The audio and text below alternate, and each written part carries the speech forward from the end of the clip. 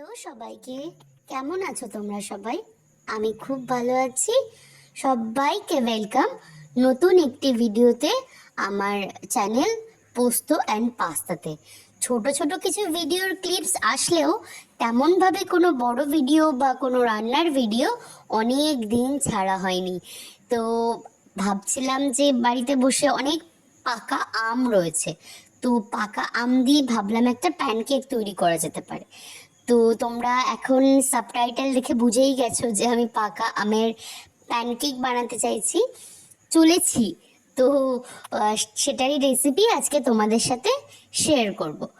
তো প্রথমে আমরা কি করব, কিছু পাকা আম সেটাকে খুঁজে বের করে, মোটামুটি একটু গলে যাওয়া আম দিলেই খুবই ভালো হয়। তো গলে যাওয়া কিছু পাকা আম বেছে নিয়ে তার খোসাটাকে খুব ভালোভাবে ছাড়িয়ে, যাতে খুব একটা মোটা না হয়, মোটামুটি পাল্পটা আমার দরকার। তো পাল্পটাকে আমি বের করার জন্য খোসাটাকে ছাড়িয়ে একটা গ্রেটারে করে ওটাকে ভালো করে গ্রেট করে নিচ্ছিলাম। গ্রেট করে তোমরা ওটাকে চাইলে হালকা করে হাত দিয়েও বের করে নিতে পারো পাল্পটাকে। আমি গ্রেটারে করেই করেছি। এরপরে গ্রেটারে করে নেওয়ার পরে তোমরা কি করবে, এটাকে হাত দিয়ে ভালো করে স্ম্যাশ করে নেবে। চাইলে মিক্সিও ইউজ করতে পারো, কিন্তু মিক্সিটার ইউজ না করাটাই বেটার। কারণ মিক্সিতে যখনই আমরা কোনো কিছু পেস্ট দিই, ওটা একেবারেই মিহি হয়ে যায়।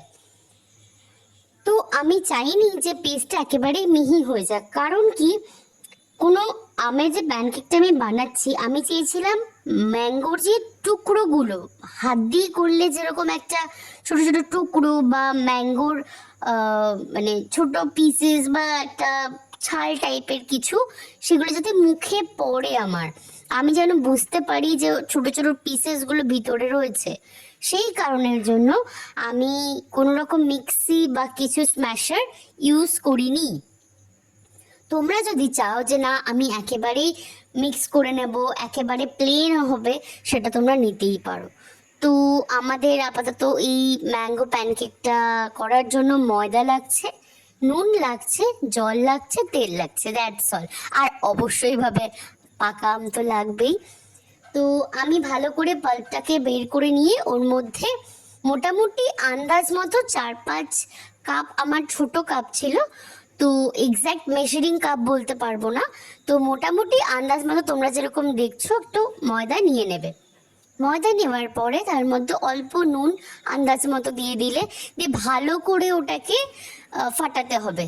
ভালো, যতক্ষণ না রিবন স্টাইল, আমরা ধরো কোনো কিছু একটা ব্যাটার তৈরি করছি, তো একটা রিবন স্টাইল ব্যাটার হয়, দেখতেই পাবে ওরকম মিহি একটা রিবন স্টাইল ব্যাটার যতক্ষণ না হচ্ছে, ততক্ষণ এটাকে ভালো করে আমাকে করে যেতে হবে। তো এবার প্রথমেই তোমরা জল দিয়ে দেবে না, প্রথমে কি করবে, আমটাকে ভালো করে ময়দার সাথে মিক্সড করবে।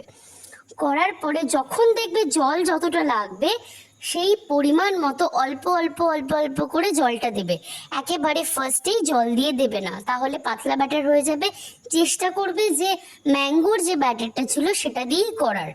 এবারে যদি পাতলা মনে হয় খুব, তাহলে সরি, যদি খুব মনে হয় যে মোটা রয়ে গেছে ব্যাটারটা, তাহলে সেটাকে পাতলা করার জন্য জল দিয়ে দিয়ে পাতলা করবে। খুব যেন মোটা বা একটা মানে থকথকে ব্যাপার যেটা, সেটা যেন না থাকে। থাকলে কিন্তু প্যানকেকটা দেওয়ার সময় একেবারেই উঠবে না। মানে যেরকম ভাবে আমরা প্যানকেক তৈরি করি, সেইভাবে প্যানকেকটা একেবারে উল্টানো যাবে না, ছেড়ে ছেড়ে যাবে, ভেঙে যাবে। তো সেটার জন্য কি করতে হবে, ভালো করে পাতলা ব্যাটার, যেরকম আমি দেখালাম ওরকম পাতলা ব্যাটার তৈরি করে নিতে হবে। তারপর অ্যাজ ইউজুয়াল কড়া বা তাওয়া, যার যেটা পছন্দ। আমি তাওয়া নিয়েছিলাম, কারণ আমার তাওয়াতে তুলতে, মানে প্যানকেকটা দেওয়ার পরে উল্টাতে আমার সুবিধা যাতে হয়, সেই কারণের জন্য। তো তাওয়াতে বেশ কিছুটা তেল দিতে হবে, এটা একেবারেই হেলদি খাবার নয়। এটাতে বেশ অনেকটা তেল লাগবে, না হলে কিন্তু পুড়ে যাওয়ার চান্সেসটা অনেকটা বেশি, আর উঠবে না, মানে ভালো মানে লেগে যাবে তাওয়াটার মধ্যে। তো তোমরা বেশ কিছুটা তেল দিয়ে অল্প অল্প হালকা আঁচে এটাকে ভাজতে থাকবে। একটা সাইড আমার যে কটা করেছিলাম প্রত্যেকটারই একটা করে সাইড আমার পুড়ে গেছিল, বাট খেতে জাস্ট অসাধারণ হয়েছে। মানে দারুণ। তোমরা জাস্ট না করে খেলে এর টেস্ট আমি বোঝাতে কোনোভাবেই পারবো না। তো তোমরা যারা অলরেডি করে খেয়েছো তারাও আমায় জানিও, আর যারা আমার ভিডিও দেখে করে খাবে তারাও আমাকে জানিও। তো ওয়েট করো নেক্সট ভিডিওর জন্য। আর সবাই খুব ভালো থেকো, সাবধানে থেকো। দেখা হবে পরের একটি ভিডিওতে। ততক্ষণ টাটা।